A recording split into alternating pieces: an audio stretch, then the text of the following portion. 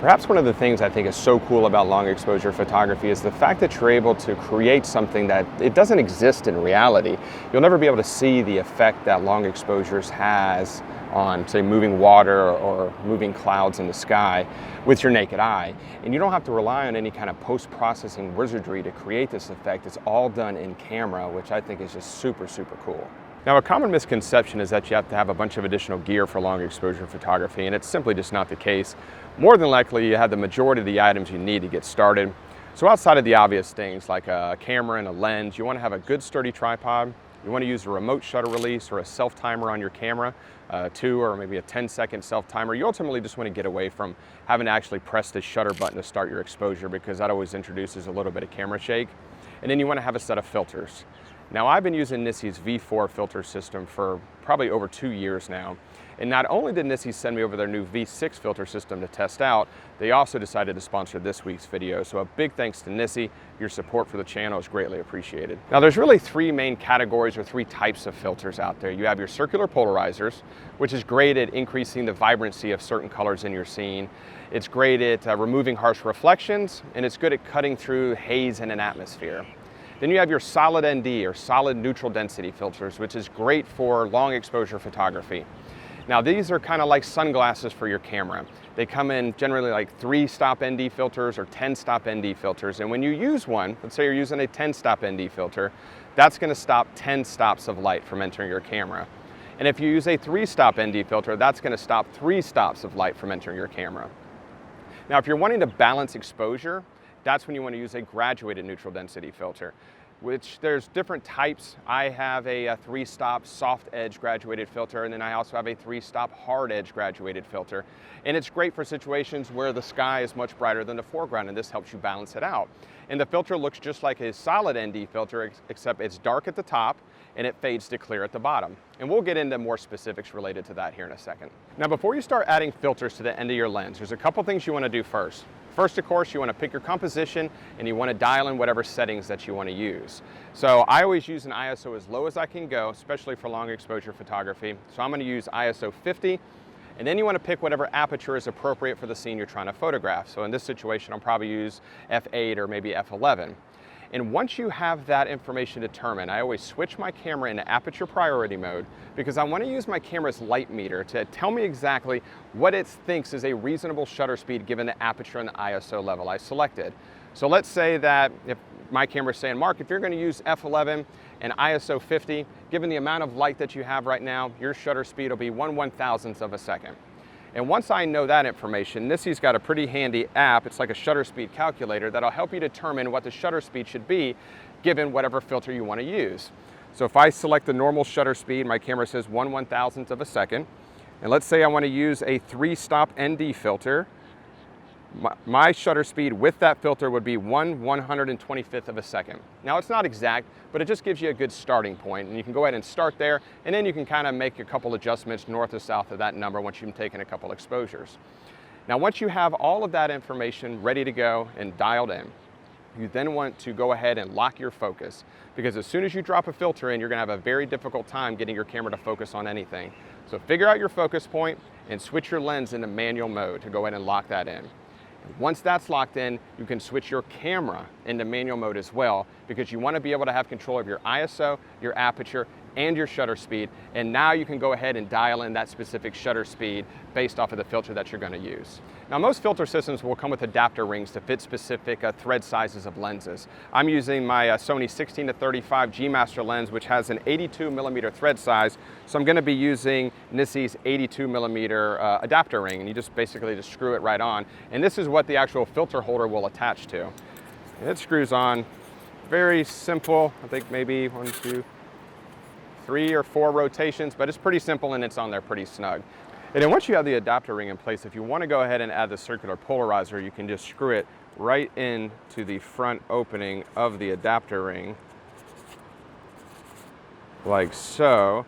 And then to actually rotate it, there's these little wheels on the front right here to adjust the amount of polarization that you want to apply to your image, just based off of the amount of light that you happen to be working with. And this is the filter holder that Nissy uses. It holds 3 specific square filters in the front, but it's real simple to use. You basically just pull this little pin back to lock it in, and you just slide it right on and it locks.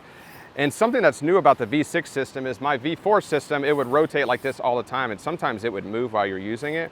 But it actually has this little lock here that you can spin around just to kind of lock it in place, which is a pretty nice feature. So I'm going to go ahead and pull out a 10-stop solid ND filter because it's very bright outside. And this is what the filter looks like. It's got a nice kind of foam gaskets on the back side, just to create a nice solid seal against the actual filter holder itself, because the last thing you want is any kind of light leakage to get in between the filter holder and the actual ND itself. Now you just want to add the ND filter to the very first slot of the filter system, the slot that is closest to the lens, and then just slide it in to where it's covering the entire lens opening. And now that we have all of our filters in place, now we can start to experiment with different shutter speeds. So maybe increasing it a little bit above our base shutter speed, or maybe decrease it some, just until we get the desired effect that we're actually looking for. So if we wanted to try and balance the exposure of this very bright scene, we would use a graduated neutral density filter. This is the 3-stop soft graduated neutral density filter, and at the very top here is where there's 3 stops of light, and then at the very bottom it's completely clear. And in the graduation zone between the two is very gradual. I also have a hard edge graduated filter where the actual graduation zone is much more abrupt. But these slide into the filter system just like any other filter does, just like the solid NDs. You just slide it right down into the front, and then you line it up with the horizon as close as you can. Now this is a really cool way to see this. As I drop the filter down, you'll be able to see, I'm going to put it down really far just so you can easily see the darkening effect of the actual sky. And as I move this up and down, you can really see the difference. Now this is a 3-stop hard edge graduated neutral density filter, and as you can see, the transition zone is much more abrupt than as compared to the soft edge graduated filter. But they're both the same in that they start at the top with 3 stops of light and then fade to the bottom where there is no light stoppage at all. It's completely clear. But the only real difference is the fact of how quickly it fades, or how quickly that transition zone occurs. It's much more abrupt than compared to the actual soft graduated filter. So as you can see, that transition zone is much quicker. But the idea here is you just drop it down to the horizon line to a point to where it looks very realistic. I have definitely been out here far too long, and I definitely put on far too little sunscreen. My face is pretty cooked right about now, but I find this type of photography to be highly addictive, any kind of long exposure photography near the coast, because I'm always trying to time it to where the waves are receding and you get those nice leading lines that kind of draw the viewer's eye into the composition. And every time I get an image I like, I think the very next image is going to be better. The next wave will be better. So I'm constantly trying to best the previous image, and before you know it, 2 hours have gone by, 100 images have gone by, you got third-degree burns all over your face, but nevertheless, still fun. Very straightforward composition though. Put the growing dead center of my frame, just going for a very minimalistic, kind of long exposure type of an image.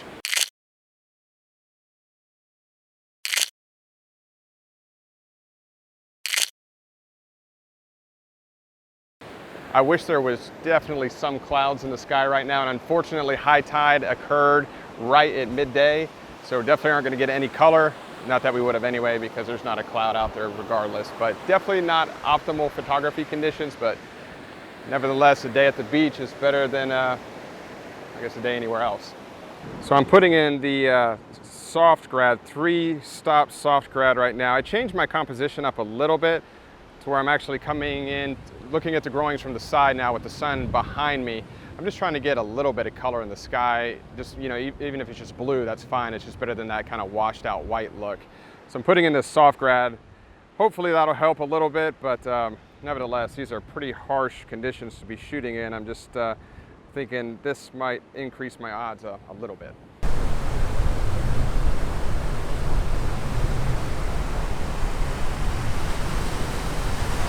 So I took off the soft edge grad and I'm putting on this hard edge grad because we're at the beach and this is the perfect scenario for it. You know, there's no trees, there's no mountains breaking the horizon line, so a nice hard edge defined graduation is perfect for that scenario. So I'm hoping this will kind of darken down that sky just a little bit, just to try and get a little bit of color, a little bit of mood in the image. Now the difficult part about using a hard edge graduated filter is getting it lined up on the horizon perfectly. If you go down too far, it looks unnatural. If you don't go down far enough, then you're not using the full potential of the filter. So just getting it lined up takes a little bit of back and forth, but you get there. But it's definitely holding back the brightness of the sky, so that's good. I think that looks good right about there. Let's take a couple quick exposures just to see. Yeah.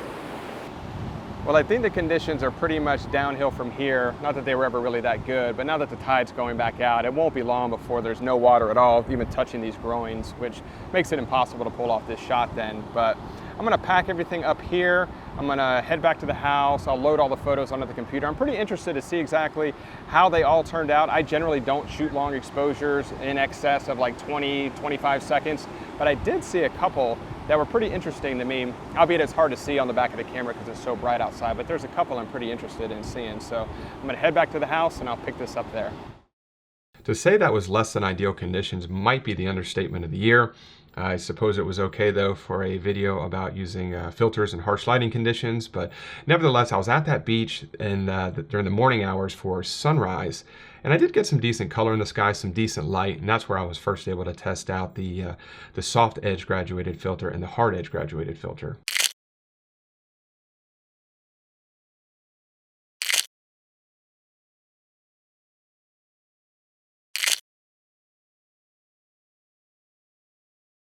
And I also have some fully edited photos from the images taken with the solid neutral density filters, the 3-stop, the 6-stop, and the 10-stop.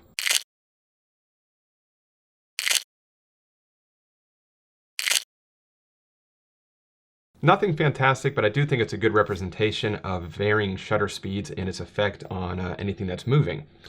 Now, some things that I noticed between the V6 filter system versus the V5 filter system. Of course, the V6 system has that nice locking mechanism right here, which I know I mentioned in the video.